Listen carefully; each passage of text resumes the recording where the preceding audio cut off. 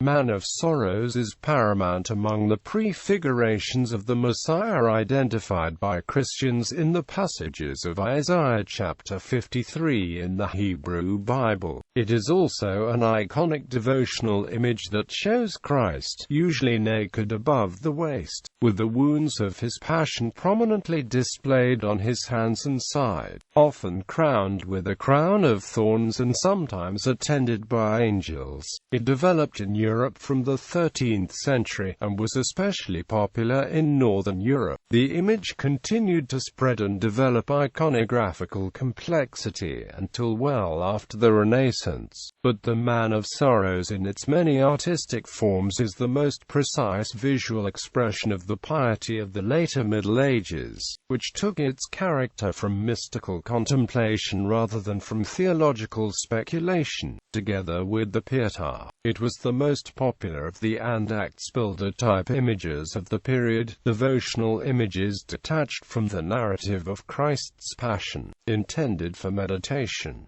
Biblical narrative. The phrase translated into English as Man of Sorrows occurs at verse 3-3.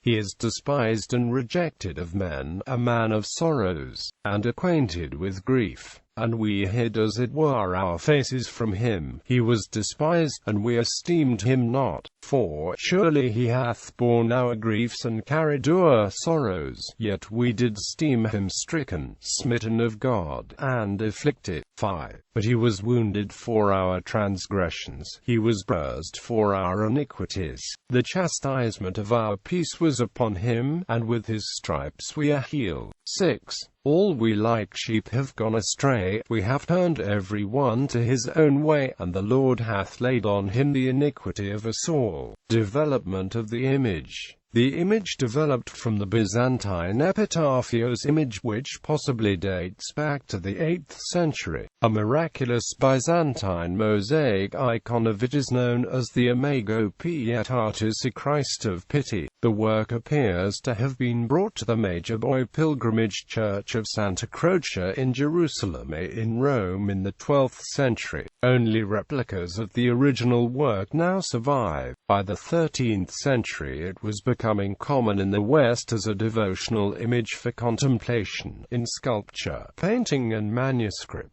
It continued to grow in popularity, helped by the Jubilee year of 1350, when the Roman image seems to have had, perhaps initially only for the Jubilee, a papal indulgence of 14,000 years granted for prayers said in its presence. The image formed part of the subject of the Mass of St. Gregory. By 1350 the Roman icon was being claimed as a contemporary representation of the Vision. In this image the figure of Christ was typical of the Byzantine forerunners of the Man of Sorrows, at half length, with crossed hands and head slumped sideways to the viewer's left. The various versions of the Man of Sorrows image all show Christ with the wounds of the crucifixion, including the spear wound. Especially in Germany, Christ's eyes are usually open and look out at the viewer. In Italy, the closed eyes of the Byzantine epitafios image, originally intended to show a dead Christ, remained for longer. For some, the image represented the two natures of Christ. He was dead as a man, but alive as God. Full-length figures also first appear in southern Germany in wall paintings in the 13th century, and in sculpture from the beginning of the 14th. Other elements that were sometimes included in distinct subforms of the image included the armor Christi, or instruments of the Passion, the cross, a chalice into which blood poured from Christ's side, or other wounds, angels to hold these objects, a support of slumped Christ himself, and mourners or worshippers. The throne of mercy is an image of the Trinity, with Christ, often diminutive, as Man of Sorrows, supported by his Father. Isaiah chapter 53 verse 2 had already been crucial in developing the iconography of the tree of Jesse. He shall grow up before him as a tender plant, and as a root out of a dry ground.